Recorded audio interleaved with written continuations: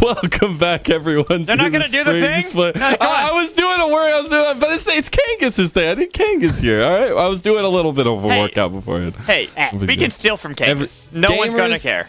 Gamers need to work out. That's what I'm realizing here. But we're back with the Challengers League, and we're rounding out the day with what hopes to be the best games of the day. It is CLG Challengers versus Wildcard. Both teams coming off some crazy performances from yesterday, Joshi. Yeah, I mean, Wildcard taking down what was expected to be the #1 team in Cloud9 Challengers with a 2-0 absolutely speaks volumes about how prepared Wildcard really are to take down some of our more veteran rosters, whereas CLG, like, they are still a team to be reckoned with. And I'm kind of curious to see how these two teams play against each other, because if Wildcard beats CLG as well, it'll drastically shake up our standings. Indeed. So hold on, before we get everything ready, let me make sure this is not going to fall this time.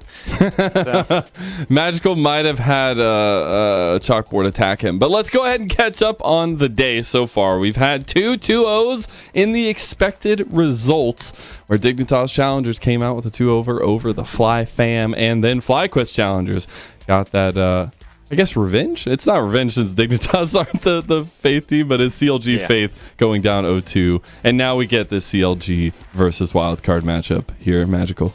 And it's exciting. Like, I will say one thing just so everyone knows, because I heard that the other stream, or Path to LCS stream, has had some absolute bangers, which I did not expect going into this day. I thought the last matchups on both streams were going to be the ones to watch. Like, this one I'm insanely excited to see. Like, CLG Challengers versus Wildcard, I think is just as exciting, if not more exciting in my opinion, compared to that of the Cloud9 Challengers and 100 Thieves Challengers on the other stream. And that's because this roster of CLG Challengers that we see in front of us, and some very crucial pieces everywhere. We got the 5-man counter-strike yesterday from Jenkins into the Meech pentakill. Joshi, this roster is firing. And don't let their 6-4 record really tell you too much about these guys. They have had a bit of a rough schedule, having played up against Dignitas, Evil Geniuses Challengers, and FlyQuest Challengers already, right? Like, these are all teams that we were expecting to be in the top half of the standings, and they've won every game that they've had up against some of the other rosters they've had to go against. They won the Civil War, they beat up FlyFam as well, and so this is still a team that we will be expect to continue to have success over the course of the season. And now we got to bring up their opponents today, fresh off that momentum of that win yesterday, feeling confident, and Moose Hater feeling himself as well. But this roster, incredible stuff, as another one of those top tier provisional teams. Moose Hater obviously gets a lot of that focus. Keel with the unique jungle style, but today I feel like a Lens deserves a little bit of a lens on him, don't you think, Magical? Oh, completely agree. I think Lens is one of these players, especially like compared to Meech, as like when you look at Meech's career, he kind of had a little bit of stuff talked about him, but he wasn't the most hyped player going into last year. And I feel like Lens is the same. He's got a little bit of conversation about him, but he hasn't been that hyped going into this year. And when you watch how he's actually played, his positioning has been immaculate. I think is one of the big reasons what lets Moose Hater and Keel kind of run rampant in the other side, because they don't have to worry about their marksmen getting caught out of position. He's going to have tough competition, though, as we are going to circle back to Meech and show off a little bit of the playmaking ability here, and especially what happened yesterday, Joshi. Oh, yeah. Is this the pentakill? It is the pentakill. It's the pentakill, right? Meech looked pretty good yesterday, but as you called out, it was the 5-man stun that set up, and then there is nothing that anybody could do. When Zeri can just free hit everybody, there's not a whole lot of champions that can do anything about that situation. So Meech has been looking quite good. He's also one of the most fashionable people in the entire league, and from there, I'm expecting to see that CLG will just continue to improve. They have a little bit of shakiness around their ability to try and coordinate their solo laners in particular, but they're so individually good, and they've been playing together for long enough that these guys should be one of our top teams coming towards the end of the season. And I especially love to see the combination of him and Breezy, obviously another year under their belt, but specifically it feels like Breezy brings out that aggression in Meech that definitely sometimes lends to them getting a little bit of self-inflicted wounds, but as a whole, their mechanics are something to watch out for, and Lens will have a tough task today, as we did get to hear from Lens. I know, Magical, you put something together for us. Let's go ahead and listen in. I mean, I always knew I was good, so I just had to prove it. I know it sounds a bit cliche, but Especially with this roster, I thought like I can easily show myself and prove my worth to everyone. My expectation, like my realistic expectation, is top 3 to be successful. And you guys will see, I'm not delusional or anything, because, you know, we're scrimming all these teams and I'm not like talking nonsense, you know? Because we've been working really hard over a month now. Like every day scrimming 2 blocks is not that easy. We're all very talented players individually, like very talented. And as long as we put in the work, we know we can make it, so we're just gonna do it. He might be able to do this. Does Moosehaven here have enough time? He has a GA. He's gonna go for it. He's gonna risk everything. Recalls have been stopped by Cloud9. Both Nexus turns are my on the ball. God! No way, Moosehater's about to pull off the impossible. Can Wildcard act? Oh He my did God, it! Moosehater! Oh no, he's gonna die! He's still on GA. Oh my God, we've His seen cooldown? this before. Can Moosehater clutch it out? He does He does it! Are you kidding me, Mark? Moosehater! I remember hearing that call. Me too. That was actually so incredible to watch it. It shows some of that grit, that tenacity that we really love to see from Wildcard, Joshi. Yeah, it's definitely one of the biggest upsets I think we've had so far this split. And I mean, just to see that Wildcard is already pushing towards that top 3 speaks volumes to how individually talented this team really can be. There's still a lot of questions they will still need to answer about how they can continue to improve, because they've mostly been throwing their opponents off balance. If they can start beating teams in the standard way as well, that's when Wildcard is really going to make everybody take notice. Well, we're about to find out as all eyes are on the bot lane for our final matchup here. Magical Joshi, take it away. That we shall. I'm excited about this one. CLG Challengers Wildcard. Both teams with similar standings, but I think that they both have been performing so well in them. Their losses have been really harsh to watch, but yet their successes have been some of the highest highs we've had of any of our teams as we get into Champion Select and get to see how they really want to focus around everything, because Wildcard is one of those teams that you might be able to ban away some of the meta stuff, but then you have to worry about the deep champion pools every one of the players has.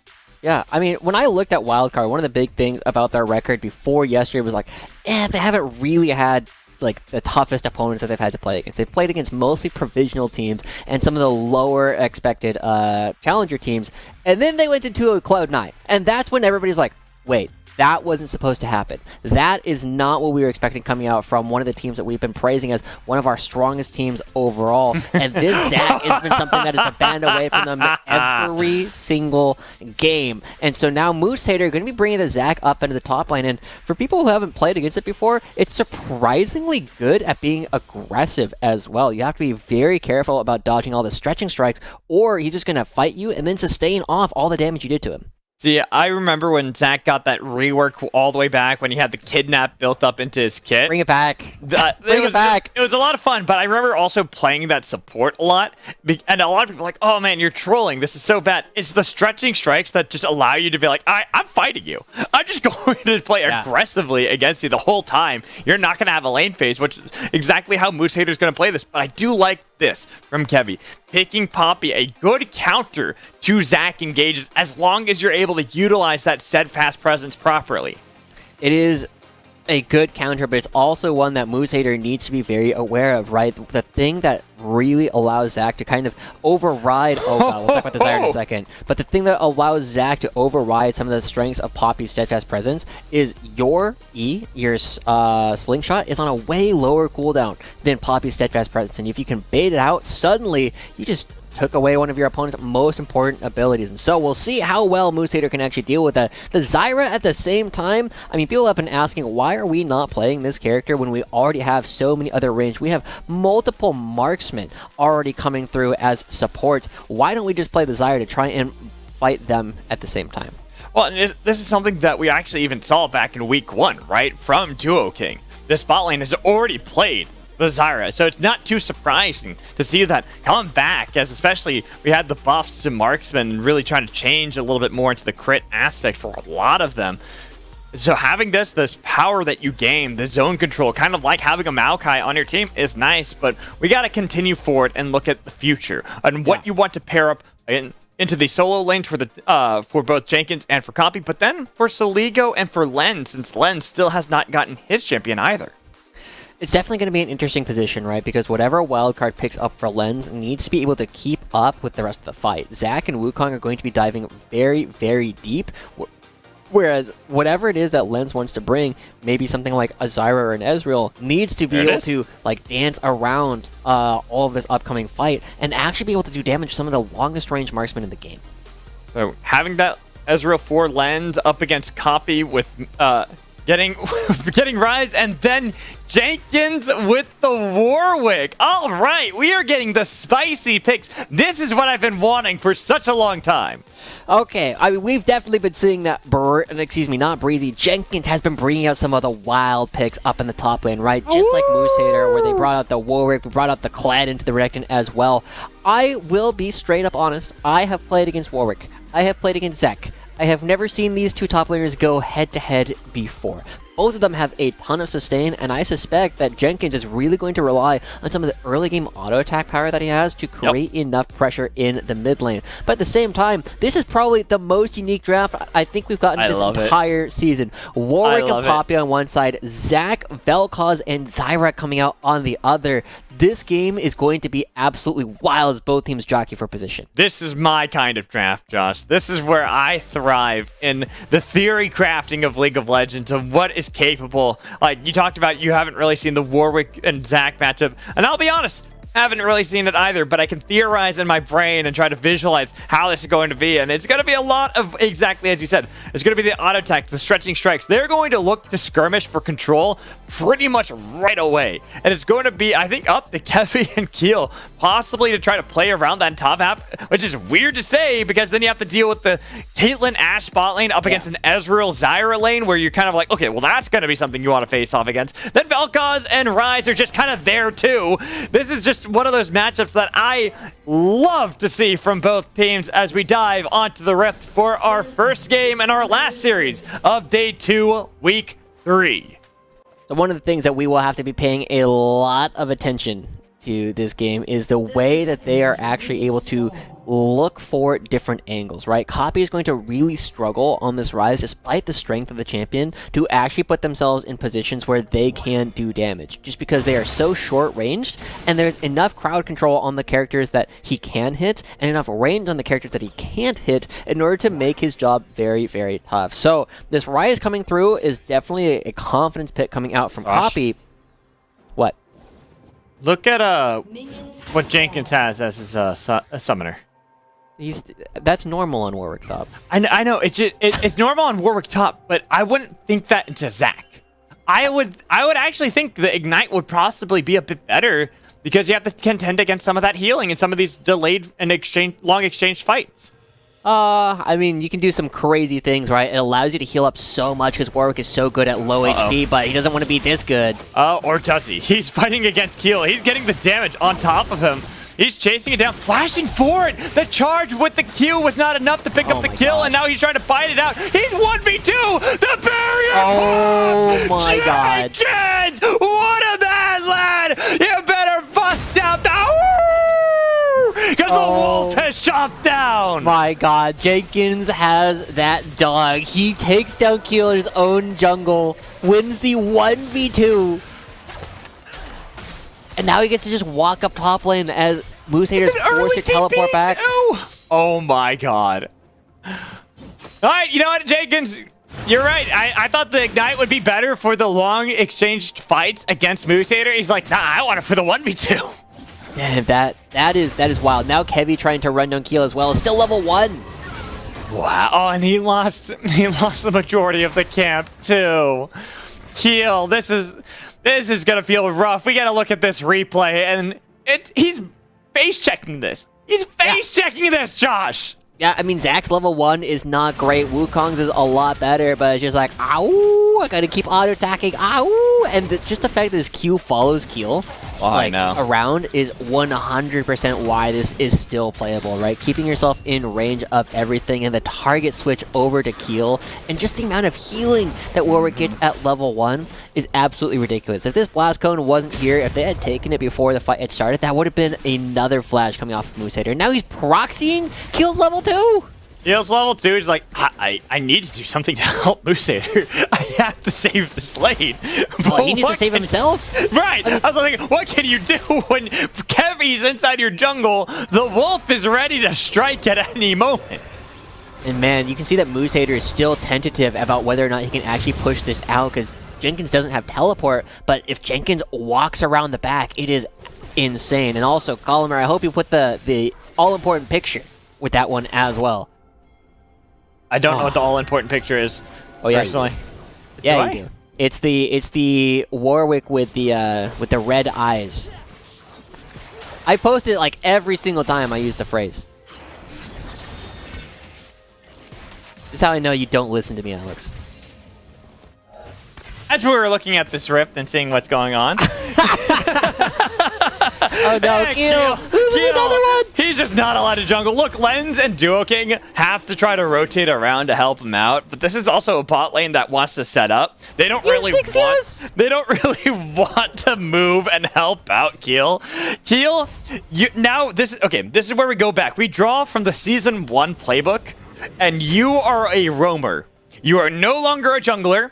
Your job is just to go lane to lane and see what happens. Yeah, There's nothing else you could do. Yeah, I mean, back when you had gold for 5 items, that was a really good thing, but now, Josh, what else does he have? I'm just saying, I want to praise Kevy the fact that he doesn't really need to get any farming of his own done. He That's just what I'm saying. For Keel, what? We gotta think of something for Keel, because this is just... Kevy's getting the freest jump. Right? You just sit there and ball your eyes out because there's almost nothing you can do. Like, your mid lane is going okay, but they lost their flash road. Your top lane is a bit of a disaster. Top lane's Doom. Yeah. Jenkins is going to just, like, take away a ton of farm and can probably start taking away... Nice flash. Bye-bye. Oh, God. You're sitting on a ward.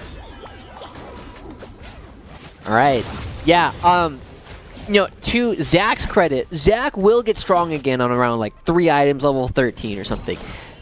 Heal will never be relevant in this game again outside of an ult bot, right? You need to 100% just be setting up for other members of your team. If you can get Soligo's ultimate to go, if you can catch people in Duo King's ultimate, suddenly Heal can do something, but his damage is never going to be important. That's Moosehater on his signature Zach pick. He's level 3! Hey, Keel! He's getting levels! He's got 13. He has more than doubled his CS. Yeah. We got to get a counter to the Samsung Fast 5, like the Samsung Slow 6. What's the longest it can take somebody to get level 6? I don't like that. No. I don't like that idea. Kevy and Jenkins have put him so far behind. Kevy and Jenkins? You mean Jenkins, right? Well, I mean, Kevy helped. Kevy was the beneficiary of the whole thing. Like right there! Jenkins like, oh, I got ult. Yeah. Ooh. And now, I mean, they're just looking for opportunities as here comes Copy. Warp. So Lego, try to be careful, but the Ruin Prison locks him down, and even if he had Flash, they just follow that up. Damn. I mean, this is... I don't want to say what we expected from Cloud9 versus Wildcard, but this is the kind of thing that we were looking at a lot of our more veteran rosters to be able to play up against the crazy things that Wildcard like to do. The one point of brightness that Wildcard does have is the fact that Duo King and Lens are doing a pretty decent job down here on the bottom side, but I mean, even Duo King going down to Kevy earlier on does mean that they're missing out on experience, they're missing out on gold, and so Meech and Breezy will be very strong. He's level 4, he's catching up! He's catching, it's comeback experience! Okay, here's Copy. Yeah, but he's same level as Kevy. Hey, he's same level as Kevy. And Kevy's 50%. Heel's got to be careful, though. Just connecting the Q. Honey Fruits pop. Kevy is chased away, but bot lane, Duo King taking a bunch of damage from Meech. Going into the brush, the flash in to pick up the kill, but Lens just needs one more auto to pick his own kill up as Copy looks to get the flash away from Lens. Okay, good 1-for-1 coming up from the bottom side. Lens gets a kill, Meech gets a kill, and both of them now they're going to be going towards the bottom side of the map again. But I mean, credit to Keel for stopping the dragon. You've been all negative, but you know what? Wildcard are a team that play wildly, even when they fall behind early. We have seen them pick up some miraculous wins. Yeah, you're being negative. You're a negative Nancy over here. No, I'm praising CLG. They're doing a fantastic job at shutting down all the crazy things that Wildcard do. Yeah, but I'm building up Wildcard this time around. You build up CLG, I build up Wildcard. This play, even though Geo King is going to be the casualty for it, getting Lens a kill is still helping out. This is giving them something to play around for this mid-game, especially around team fights. Yeah. And suddenly, I mean, just the fact that he has to flash does mean that he's a little bit more vulnerable, but on Ezreal, it's not going to matter as much, right? Jenkins, I was expecting him to do this kind of thing to Keel earlier on, but now he's also joining the party, making sure that Keel cannot farm, and Kevy's just around the corner. Just around the corner, but the smite secure. Who's Hater cutting off the retreat of Jenkins, but they know what happened last time. They got a lot of deja vu right there. Like, yeah, let's not try to 1v2 the Wolf. Yeah. Breezy also coming around. This is a potential Rift Herald play if they want it. They have total control over the top side of the map. The only thing that they can't really do is bring Meech up towards the top half. And now Kevy finally going to be starting it up because they know that Wildcard can't come anywhere close. Look how much vision there is in the top quadrant. That's a lot of vision. Moose Hater. So I think we've learned one thing. That the Moose is countered by the Wolf. Oh, yeah, they are natural enemies. They are. They are. Yeah. Like usually it's a wolf Scots. pack, but it looks like just one dire wolf is enough to take him down. When it's Jenkins Wolf.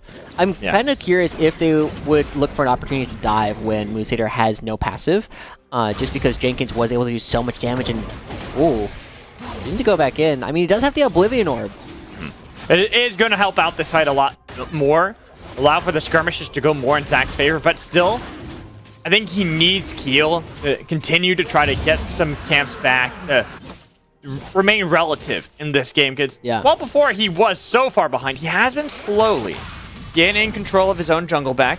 They got the first dragon for Wildcard. The bleeding has been stopped a bit. Yeah. And they also got the first dragon, like you said, and I mean, a big part of that was because CLG devoted so much resources towards the top half of the map, bringing Breezy up to take away the Krugs and the red buff, that they gave up a ton of priority in the bottom side. And now Kevy looking for Keel. Trying to do what he did before, but this time it's not going to be quite as easy. He's level 6, same level. And with Soligo being the first one on the play to rotate around. Oh, it does. Smite is there for Keel if he wants it. Oh, tragic. Oh, that is so I felt sad. That is so sad. Kevy just living in Keel's jungle because his team has so much more pressure on the map.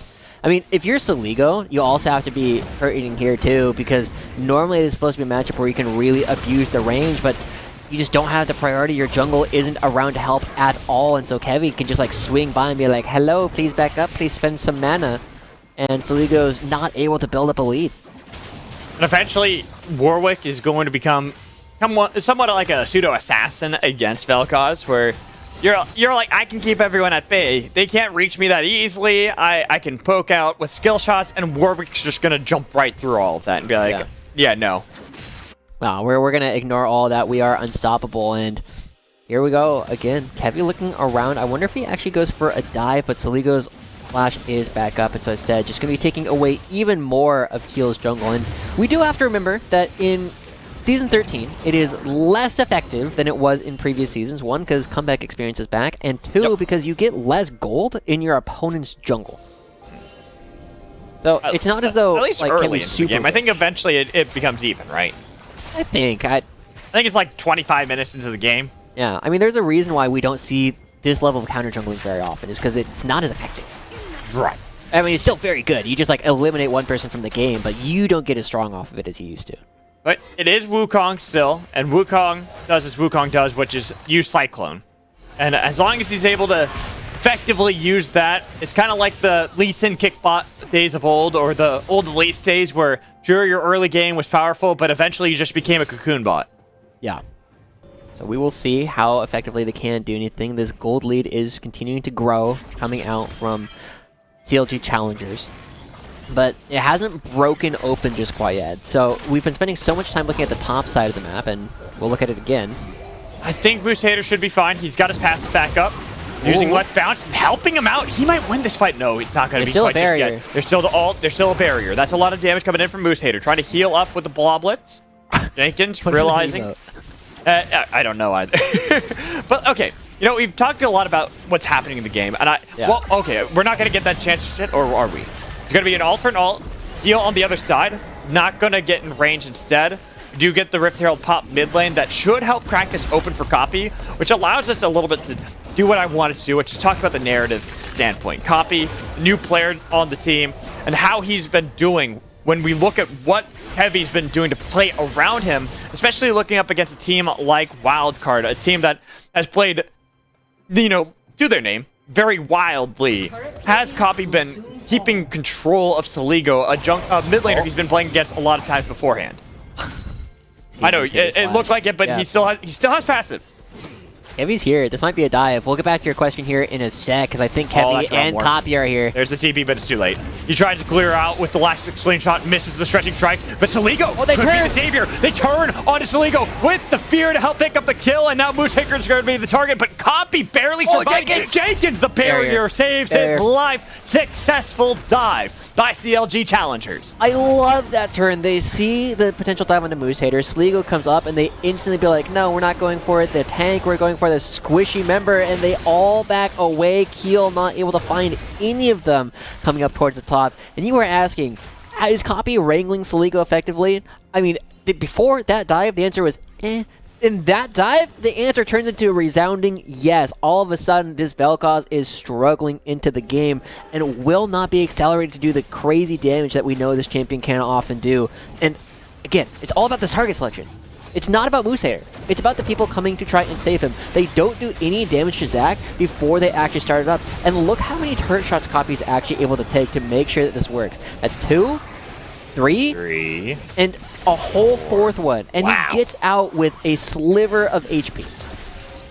It goes into kind of what I was asking as well with Copy and how he's really fit in with this team. It seems like they've got that coordination on point. Yeah. One of the things that we've been looking at with the CLG Challengers is oftentimes Copy and Jenkins are both trying to flank, and it can create awkward situations where you don't know which person is flanked to actually act off of. But when they are playing together, when they agree on the angle that they want to be playing from, it is so hard to play against CLG Challengers. Well, I think that was just one of the growing pains, where Copy, being the only new player brought in for CLG Challengers going into this year, had to learn how to play with someone like Jenkins, who we've seen be very successful on ganks, especially when he plays things like Kennen, where his gangplank was something that was really good at flanking as well. This time, it's much more of a unique angle with the Kleds, with the Warwicks. Yeah, and he's done a good job. I mean, he's been really pushing for this. The story I heard was that he played up against a Warwick one-trick top lane in Korea and was like, huh, this is pretty good. Maybe we should give this a little bit more of a try. And I don't remember who it was. I think we were talking to Breezy. Every single time it was like, yeah, whenever you see a weird pick coming up from the top, it's because Jenkins is like, let me play this, trust me. And Juice is like, yeah, let's do it. I like that. Juice, that is the reason why I like him as a coach. He's just like, you know what, fine, I trust you. Let's let the players try something. Let's let them explore. And Jenkins, what is this, his 2nd or 3rd game on Warwick? 2nd that I remember. Yes, okay. I thought it was his 2nd as well, but both performances looking pretty stellar so far. Yeah. I mean, I've been pretty impressed with the way that they are able to kind of adapt, right? And having all of that faith in your players will allow them to kind of pick up some of these wins. Just as we were seeing with Moosehater, the constant Garen play is just one of those things where it's like, just let me play it, trust me, I know how to play it, I know how to create advantages. And as people are moving towards the top side, it's a feint. They're going towards mid instead. Nice flash from Duo King to survive. Kevy was right there. That connects. That is a dead member. It doesn't matter which one it is of Wildcard. Cleanse did have Cleanse, so he might have been able to live, but this constant pressure in the mid lane, pushing Duo King and Lens back. This turret is not long for this world. Jenkins continues to skirmish with Moosehater. That's going to be the ult utilized. So also there's Blobless that he can pop, and look at how much healing Moosehater does get, but the damage, it just, they both, the ebb and flow, they're pseudo tanks at this point just with how much healing they both have. It is so hard for me to identify like which one of them is actually winning trades because they're both just going to heal so much of it. Copy, finally picking up the first turret of the game as they knock down this bottom lane turret. We'll have a bit more control as we do move on to this Hex map a little bit more, which will give some crazy angles. It was Jenkins on this Warwick that first gave us a bit of an aneurysm when he was just taking so many of these wild angles with the Hex gates. I hope we get more of that. I do too. I just like those kind of plays. But we gotta wait. You know, it's 18 minutes into the game, but it still feels like laning phase is there until these outer turrets all topple. All right, are we still in the lane Wildcard. phase? And I don't know. We lost 3 turrets. It's gonna be. I'll be honest. It's gonna depend on Jenkins and where Jenkins goes. All right, fair enough. But If Jenkins goes back top lane, lane phase not over. yeah.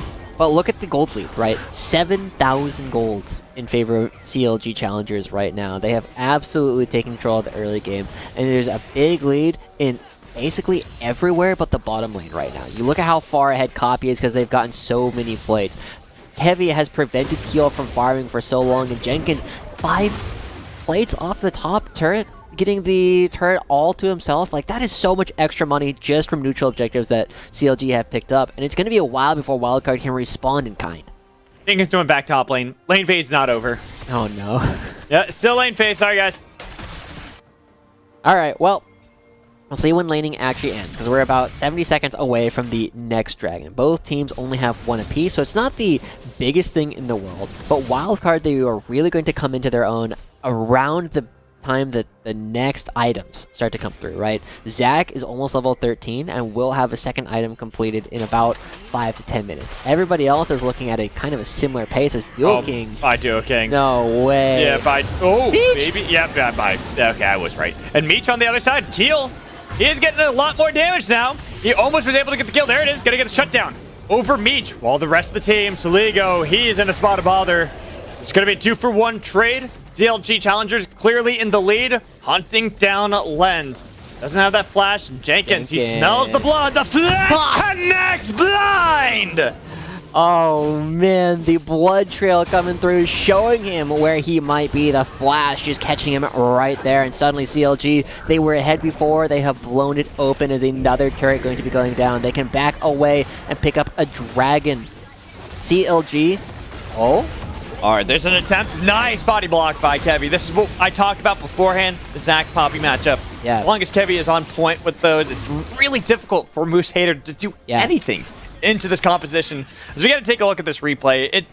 Duo King, unfortunately, the arrow connects. It's such a long amount of CC, right? So much damage, too. The only criticism we really have here is Meech, unfortunately, used the net the wrong direction on the other side of the fight. But everybody else, right, they are so strong at this point. Duo King can't really do much. And as soon as Jenkins gets here, there is nowhere left for Soligo to go either. And pretty clean fight coming out from CLG. And if Meech had pressed E in the correct direction, they would have gotten a clean ace out of it. See the blood trail. He's like, all right, I suspect I know where he is. Saw him for half a second. I don't know if the flash was necessary, but hey, it gets them the kill. So, okay, I want to just do a little history lesson for everyone out there. I'm ready. Because Warwick is one of these champions that I always find really funny. Because if you go back to, I think it was Season 3, back to Moscow 5 and Gambit, Darian, the top laner, he was a very good player. Actually, I'm going to put that on pause for just a second because we have a little bit of an extended fight happening. Kevin getting a nice hunt. Oh, the tragedy. Oh, the humanity for Wildcard as a double kill comes in from Copy. Crazy stuff. What a great ultimate coming out from Kevin, knocking everybody away. They're going to earn themselves the dragon. 2 kills off of that, and I'm seeing assist me pings already at the Baron. It looks like Wildcard thinks that CLG can do it. Oh, I think CLG can do it. And now that we have a little bit of a lull into this, I do want to... Warwick history. So Darian, really good top laner, but he was also a notorious troll. So he liked to play things that nobody else played, purely to see if he could get away with it. One of them being the AP Wizard Lizard, where he played Renekton into an actual competitive game. AP won. He played Aatrox when nobody else played Aatrox, just to see if he could get it banned. And the biggest one that I remember is Warwick, where he consistently played it and trying to see if he could draw a single ban on it. All he wanted was it to get banned. It got banned once, he never touched it again.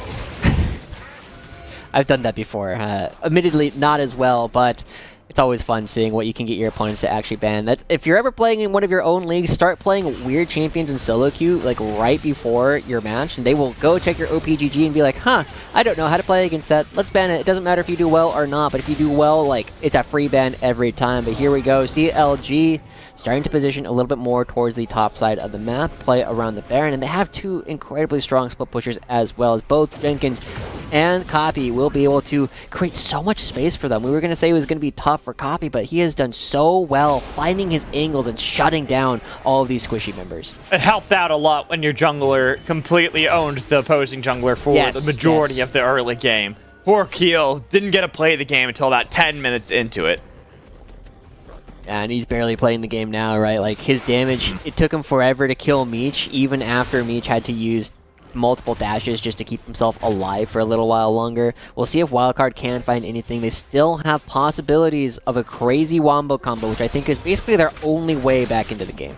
But they're still, they're nearly 10k down at 24 minutes into the game. Their damage is going to lack. They sure have 2 items on Saligo and onto Lens, but everyone else is lacking. You talked about the lack of damage on Keel. There's a lack of damage and lack of tankiness out of Moose Hater as well. Yeah. Yeah, Moose Hater. Oh, Keel looking. Keel looking for the play. I like this from Keel. They're trying to attempt the play. They burst down Breezy, and the damage on Takevi. That shows the lack of damage from Saligo. However, the play works out for Wildcard. Yeah, good stuff coming out. Just noting that CLG being a little bit sloppy with their positioning, and with people in the side lanes, you know you can find the engage. That is Keel committing the flash.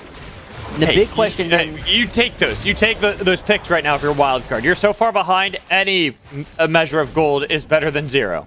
True, but the question will become, will it be worth it when you get to the next dragon? Because look at this difference in the top side, right? Copy is level 16 to Saligo's 13. That's a 3-level difference for Rise. And Rise at level 16, when you get access to all the extra damage on your 4,000 gold too for Copy. Yeah. Oh man. It's a CLG's game to lose for sure, and they can burst through this Baron super quickly with the double marksman and Rise at this point. I think they can just put a Warwick on it. Have you ever seen those? Again, going back to old Warwick clips, just send Warwick, auto attack it, walk away, go see what you need, and the Warwick will eventually just take Baron. I've done it. I did it when they reworked Warwick.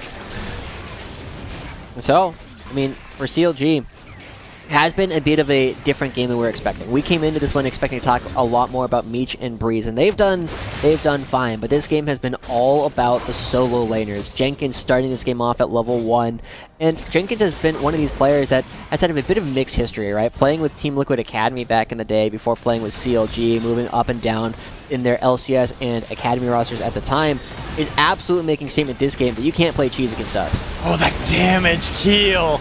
Couldn't even get close to the pit. He was locked down for so long, and here comes the cavalry. Here is the wolf chomping down onto Saligo, making sure there's no wave clear, there's no escape, there's only rampage. There's only Bobby J, there's only Johan Copy coming up in the top side. It is absolute brutality coming through. Another turret going to be going down, and they can go back and pick up a Hex Tech Dragon whenever they want. CLG doing everything they can, and I mean, you have to feel bad for Keel, right? He just gets 1v2'd at the beginning, and ever since then, he's tried to make plays, but there's so much crowd control he can't get in. There's nothing he's been able to do for the entirety of this game. This is where we're looking at the drawing of bans where I talked about Warwick, and it's probably going to look like a Game 2 angle to take away that champion. Right there, Keel, again. What can you do? Gone. He's just not allowed to play this game. Yeah. I mean, this is confidence too from Copy, right? Just using the ultimate to get everybody in. You know you're going to be eating a Zyra ult immediately, and they did, and it just no damage. Didn't matter. Yeah, there's no damage. What does it matter if they're not actually gonna? It's not actually gonna hurt anybody. Yeah. And as we pick up another dragon, CLG is going to be continuing their march a little bit towards the top of the standings. We have to expect at this point, and tying their opponents up at 7-4. Again, we said that Wildcard had played mostly, bottom half teams so far. They beat Cloud9. CLG is not going to be making the same mistakes as they take another turret. This game, for me, Wildcard have to be thinking about Game 2 and what they need to fix. I mean, it seems simple. It seems like a simple game plan. don't fight Warwick at level 1, even if you have 2 people there.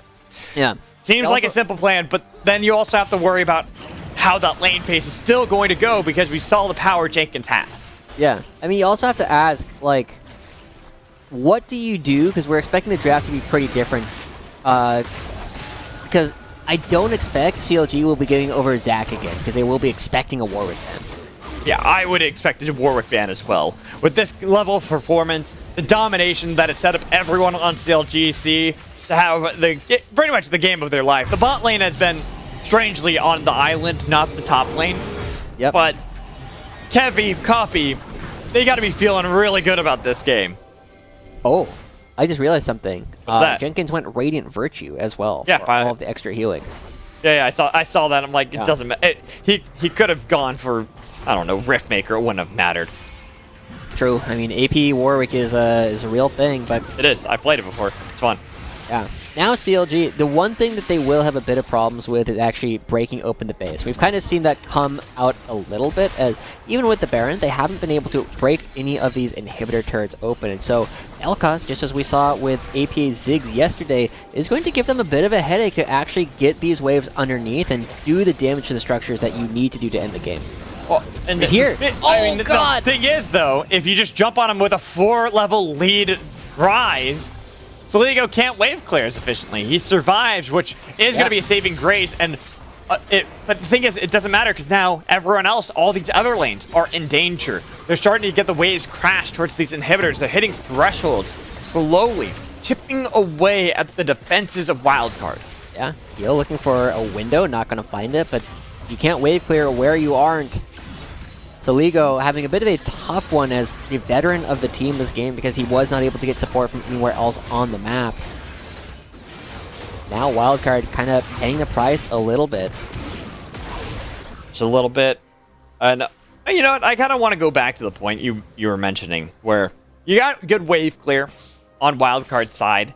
The biggest problem I have is they need to be wave clearing for the next 10 straight minutes. It's not like they got to do this just for like a minute or two.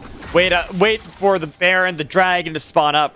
Because even when they spawn up, they're not going to have that ability to freely roam into their own jungle. There's so much vision control that has been laid down by CLGC. You can see, as they do venture out, they're spotted. They take this damage. They're poked out by the ace in the holes, the enchanted crystal arrows consistently. That feels bad for Lens.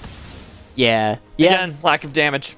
Lack of damage coming out, and it is a bit of an issue, right? We saw that Aaron was picking up a crit Ezreal build in our previous game, and it does allow you to spike a little bit faster, but you do lose out on a little bit of the guaranteed mana scaling that the Muramana provides. But I mean, we look at the board, the only neutral objective that Wildcard has picked up has been that very first Infernal Dragon, which was a trade on the map, right? CLG picked up the Rift Herald and a couple of camps away from Kiel at the time.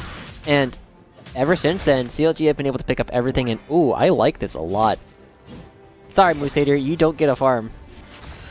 No. Jenkins is slowly... I mean, the problem is he has Titanic, so he can't really super slow push the lane. Yeah.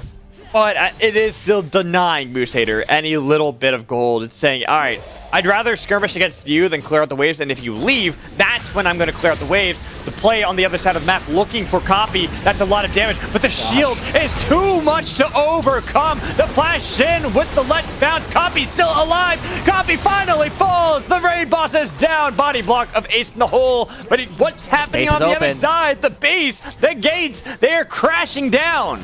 CLG, they know that they can give up Copy because they're going to be picking up so much in return for, yes, it's a huge shutdown that goes over, but 2 inhibitors are now open. Jenkins picks up the bottom one, and they can play for Soul in a couple of seconds.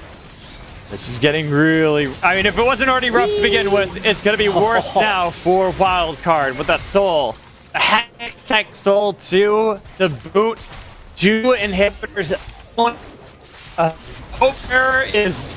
even looking far off in the distance at the moment. Yeah, I mean, you can't really come over. Keel just now respawning. Maybe I think you have to try and do something crazy like go for the Baron, but they are too slow to actually get there. And That should be Yeah, it. The no Hextech way. Soul gives them all the extra crowd control, the slows they need for catches, and Copy, he's got so many different places to teleport to, it's not safe for Wildcard to be here. No, they're realizing that too. Their ports are there. They're going back to base. Baron being pinged by CLG Challengers. They see that Keel just backed off, and that should be an open opportunity, invitation into the pit. As they start chunking it out, remember, Meech is also, one of these players that has been quietly building up as much gold as possible. Now a 3-item. Caitlyn, this is where you would always look at this character as being something super crazy. It hasn't necessarily been the biggest player, but just slowly farming up, does have the damage, and will be picking up this Baron for them. Uh-oh, look at where Keel is. Looking at Keel, all right. Running away. Oh my god, that damage from Copy! Woohoo! Yeah. Yeah. Yeah. There's not a lot that Keel could have done there. Copy spent a lot of time just hiding in that brush, but now this should be the end of the game. Another 30 seconds before Keel can come up, and even in a 3v1, it's not obvious that they killed Copy before he trades at least 2 out. Yeah, I mean, this game has been over for a while. It has been mostly about delaying and trying to regroup for next game for Wildcard.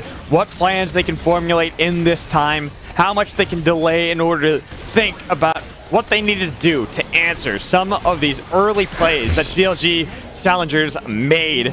As now the base has fallen to tatters, Duo King gets soloed out by Meech. The Nexus Church will fall. A last heroic play attempted by Moose Hater, but immediately he's into the Bloblets, and immediately he is into the grave as another kill goes for Jenkins. Meech picks up one. Copy. Damage underneath the fountain, and it is game 1 for CLG Challengers. And an absolutely dominating performance. We again have to give so much credit over to the solo laners. Jenkins taking the 1v2 at that very beginning and putting Keel irreparably far behind. This game went a little bit longer than I think we were expecting, but it was dominant the entire way through. CLG Challengers not going to be making the same mistake as Cloud9. Not at all, especially when you can get all the advantages from a 2v1 Warwick solo kill first blood. We're going to toss a break. When we come back, we'll bring back Mazel for our final halftime show. Make sure you stick around.